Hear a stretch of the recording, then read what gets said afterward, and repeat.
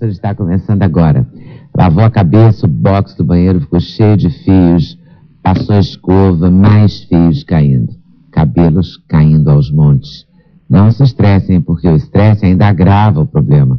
A nutricionista Patrícia Davidson acha melhor ter uma dieta que ajude a conter a queda de cabelos. Colágeno é fundamental e é encontrado nas proteínas. Zinco também.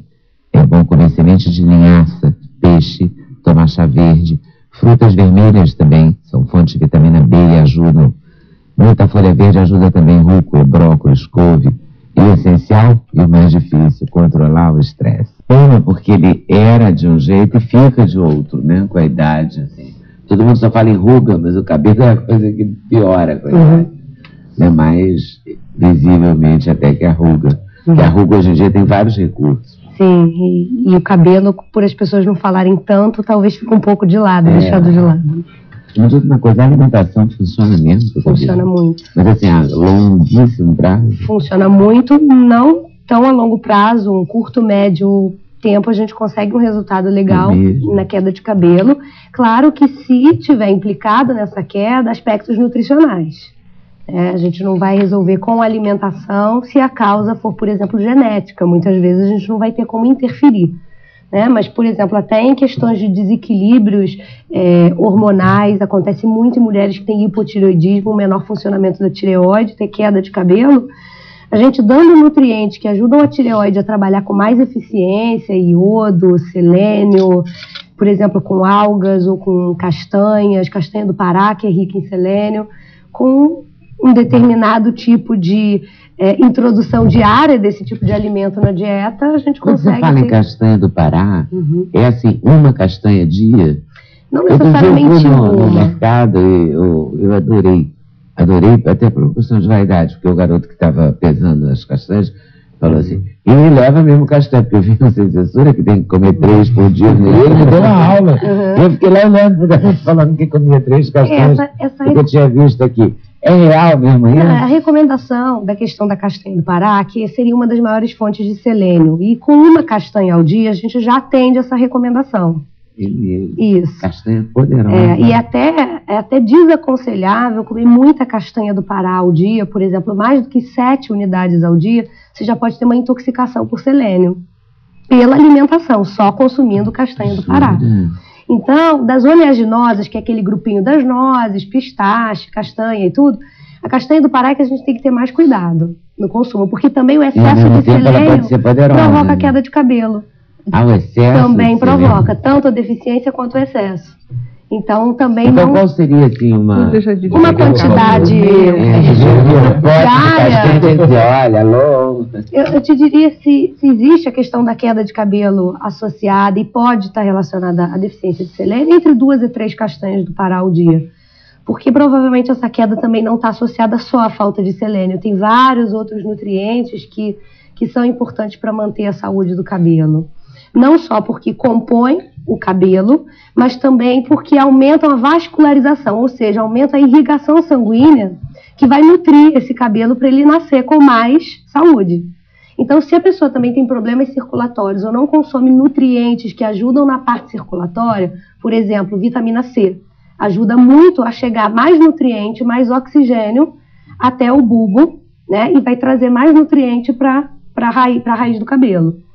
Outros nutrientes que são essenciais, os nutrientes que formam hemoglobina. O que é hemoglobina? É uma proteína que transporta oxigênio. No transporte do oxigênio, a gente tem transporte de nutrientes também para o cabelo.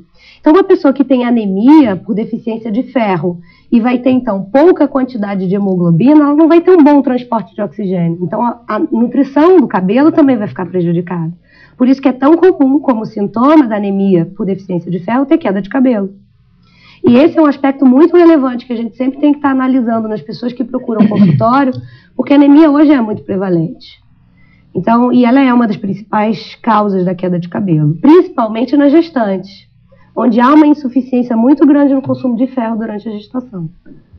Então é por isso que as gestantes e as recém-mães... É uma das razões. Existe uma questão hormonal também, uma flutuação hormonal relacionada, e uma insuficiência de ferro e também de proteínas durante a gravidez, 90% do cabelo é formado de proteína. principalmente para a formação de colágeno e de queratina. Então, se você não tem uma boa ingestão de proteína, ou se o teu aproveitamento do que você come de proteína é baixo, aquém do ideal, o que acontece é que você também não garante uma boa nutrição. Você não dá o substrato, a matéria-prima essencial para o cabelo ter força e ter vitalidade. E essa proteína não é necessariamente animal. Não necessariamente animal, pode ser de fontes animais. Vegetariano seria carioca. Exatamente. Mas a gente aqui também está falando de proteínas de origem vegetal, presente nos feijões, lentilhas, presente no próprio arroz, enfim. E nos alimentos de origem animal também. Na carne também? Na carne também, no ovo, no peixe, no frango. E essa então, questão. Se você não come uma, mas você pode suprir por outras, sem dúvida nenhuma. Tanto que o grupo de vegetarianos consegue suprir sua quantidade de proteína só com fontes vegetais, né? De proteína vegetal. De proteína vegetal, exatamente. A soja, você diz em relação à queda de cabelo ou em relação à proteína? A soja também seria uma boa fonte. Né, a soja também seria uma boa fonte de proteína de origem vegetal. Existem alguns trabalhos mais relacionados em animais, mostrando também a soja aumentando a vascularização dessa área do couro cabeludo e melhorando também a saúde dos cabelos. Tabela melhoraria também a queda de cabelo. Agora, a questão importante da gente ressaltar é o aproveitamento da proteína, porque muitas vezes as pessoas elas consomem. Elas têm um consumo alto de frango, ou de peixe, ou de algum feijão, então elas têm uma boa nutrição de proteína, só que o aproveitamento, a digestão delas é ruim. E pela digestão ser ruim, quantas vezes a gente tem visto pacientes que chegam ao consultório com problema de indigestão, de gases depois que come, de uma sensação de estufamento logo depois da refeição, sensação de que comeram muito mais do que de fato ingeriram naquela refeição. Isso tudo está relacionado à deficiência na digestão de proteína. Então, se você não tem um bom aproveitamento daquilo que você come, você também não garante boa nutrição.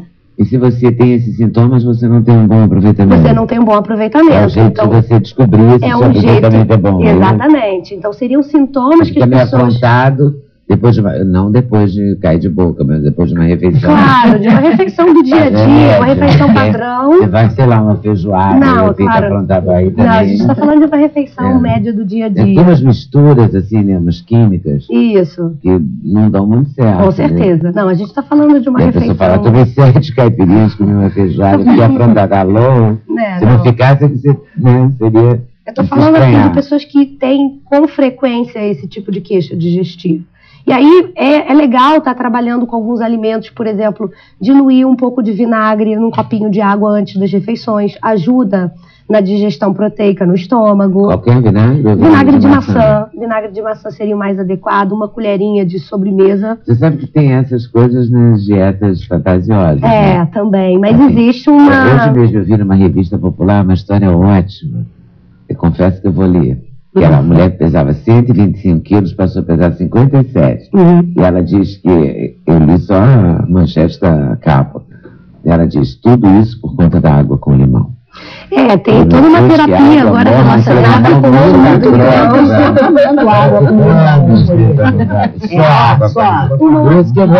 outra coisa que ajuda muito na questão da digestão de proteína. Mas faz sentido, então, quer dizer, água, porque não tem uma dieta que diz... Tome vinagre de maçã. Mas aí está relacionado à perda de peso, você tem que consumir aquilo várias vezes ao dia. A gente está falando antes das refeições principais, refeições que você vai consumir proteína, para te dar um alívio nessa digestão. Patrícia, você é nutricionista que defende proteína em todas as 3 refeições? Eu defendo proteína em todas as refeições. Sim, e não... E aí o vinagre com água, a água seria morna? A água não, pode ser água normal, pequena quantidade de água, 50 a 100 ml, até para não atrapalhar a digestão também.